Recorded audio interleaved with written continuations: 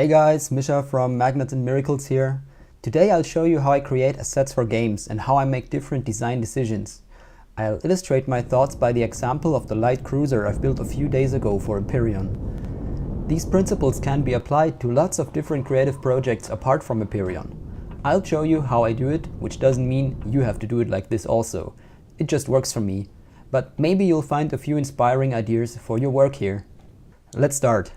Firstly, draw a highly professional draft to roughly outline what exactly you want to create. In this particular case, I drew the basic shape and thought about possible purposes of application later. I wanted to build a streamlined ship based on the style of the 90s stealth fighters, but it should be a capital ship, not a small fighter craft.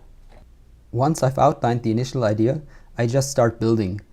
What comes out in the end is nothing more than a conceptual study, which will be discarded anyway. It's totally okay to build a crappy, ugly something. It's just a dry run. The important thing is to find out about the flaws of your initial idea. This will save you lots of time later on. In this case, I found out that my first idea of the hangar would end up being too high. It would make the ship look like an obese bumblebee instead of a streamlined combat vessel. Also, I'd need 3 blocks for the retractable main cannon instead of the projected 2. The connection between the bow and the main body of the vessel needed to be planned precisely, else it wouldn't look sleek and organic. Lastly, the final size class of the ship became clear. If I'd wanted to use the original planned shape, I could either build a light cruiser or a big fat battleship. Everything in between wouldn't look streamlined anymore because Empyrion only offers 2 different angles for sloped blocks. I moved the hangar bay door to the bottom and thus made possible a flatter silhouette of the ship. Therefore, bigger SVs are able to land and it's not needed to unnecessarily elevate the ceiling, which wouldn't look very good and also would make the vessel easier to hit while it approaches a target. As you can see, I started building the hangar first because it's the biggest room in the whole ship and accordingly the most difficult to place. What's clearly visible here too is the exoskeleton architecture. All parts of the ship which are in touch with space are made from combat steel. Since combat steel is very heavy, I conserve weight by constructing all other parts of the ship from far lighter materials, like reinforced steel for example. Afterwards, I built the basic exterior of the ship based on the proportions of the hangar. The back more sloped than the front to emphasize the streamlined shape of the hull.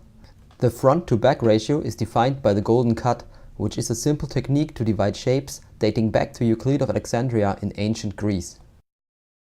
Based on the cross-section, you can see that I divided the ship into 3 floors. An upper deck for weapons and main propulsion, a spacey middle part and a lower deck for secondary propulsion. This also makes sure you always have enough room to expand in case you forgot something in your plans. Now that the available space is clearly defined, you can start to place the other parts. I like to place the warp drive first, just because it's the most bulky thing right after the hangar. Afterwards, it makes sense to place everything which has to do with propulsion and then go for a test flight.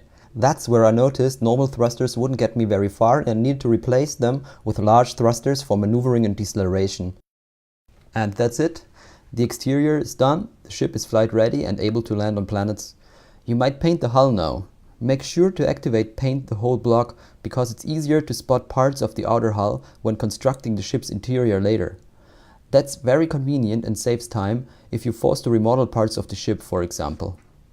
In the next episode, I'll talk about interior construction and how to build nicely shaped rooms. A general design advice in addition at the end. Try to design everything you create like it had a real function.